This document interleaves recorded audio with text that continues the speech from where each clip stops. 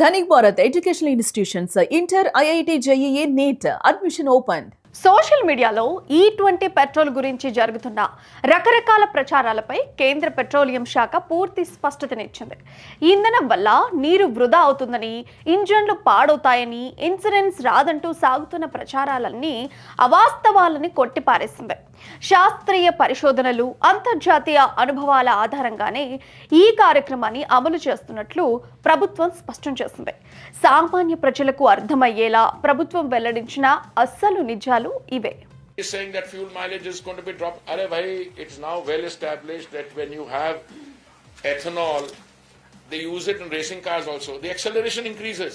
మొదటిగా 1 litre ethanol తయారీకి 10,000 లీటర్ల నీరు ఖర్చవుతుందనే ప్రచారంలో అసలు నిజం లేదు. దేశ ఆహార భద్రత అవసరాలు తీరిన తర్వాత మిగిలిన అదనపు బియ్యాన్ని మాత్రమే ఇథనాల్ కోసం వాడుతున్నారు. 1 లీటర్ ఇథనాల్ తయారీకి కేవలం 3 నుండి 5 లీటర్ల నీరు మాత్రమే అవసరం అవుతుంది. పైగా ఈ ఫ్యాక్టరీలు జీరో లిక్విడ్ డిశ్చార్జ్ పద్ధతిని వాడుతూ నీటిని రీసైకిల్ చేస్తున్నాయి.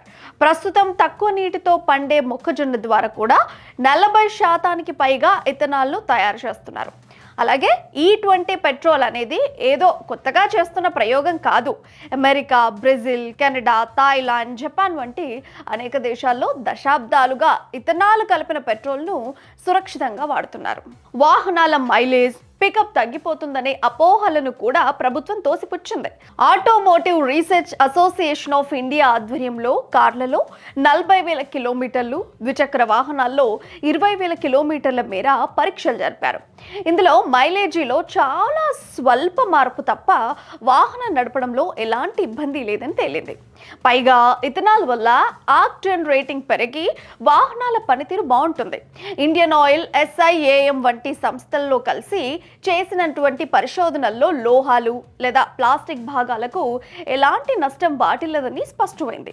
చాలా పాత వాహనాల్లో ఉండే కొన్ని రబ్బర్ ముక్కలను మాత్రం కొంచెం త్వరగా మార్చాల్సి రావచ్చు. అలాగే E20 పెట్రోల్ వాడితే వారంటీ, ఇన్సూరెన్స్ రావనే ప్రచారంలో నిజం లేదు. ఈ ఇంధనానికి అనుకూలంగా తయారైన వాహనాలకు ఇన్సూరెన్స్, వారంటీలుగా వర్తిస్తాయని కంపెనీలే స్పష్టం చేశాయి. ఇక సోషల్ మీడియాలో వైరల్ అవుతున్న కొన్ని విచిత్రమైన వీడియోలు, పుకార్లపై కూడా ప్రభుత్వం క్లారిటీ ఇచ్చింది. Mileage, yes, it may drop a little, but it may drop a little. Mileage can drop a little because of various things.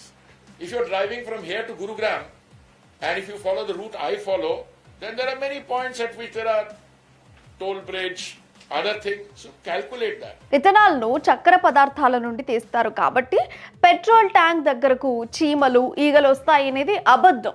Ethanol తయారీ ప్రక్రియలో చక్కెర పూర్తిగా తొలగిపోతుంది. పైగా కీటకాలు రాకుండా కొన్ని రసాయనాలు కలుపుతారు. పెట్రోల్ ఘాటైన వాసనకు పురుగులు అస్సలు రావు.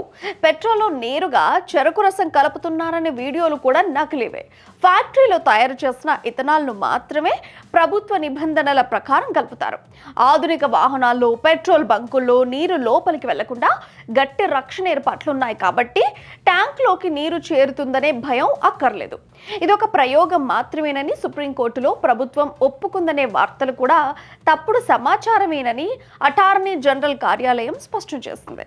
We have reached a stage after consulting all the stakeholders. My God, SIAM, ARAI. Then somebody says, your insurance is no longer covering this.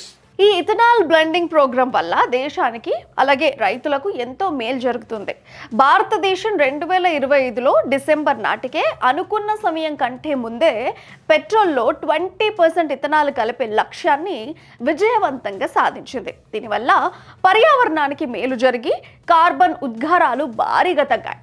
అంతేకాకుండా ముడి చమురు దిగుమతులు తగ్గడం వల్ల దేశానికి 1.9 లక్షల కోట్లు పైగా విదేశీ మారక ద్రవ్యం ఆదాయింది. ఈ పథకం ద్వారా మన దేశ రైతులకు 1.9 లక్షల కోట్ల పైగా చెల్లింపులు జరిగాయి. కాబట్టి సోషల్ మీడియాలో వచ్చే పుకార్లను నమ్మాల్సిన అవసరం లేదు.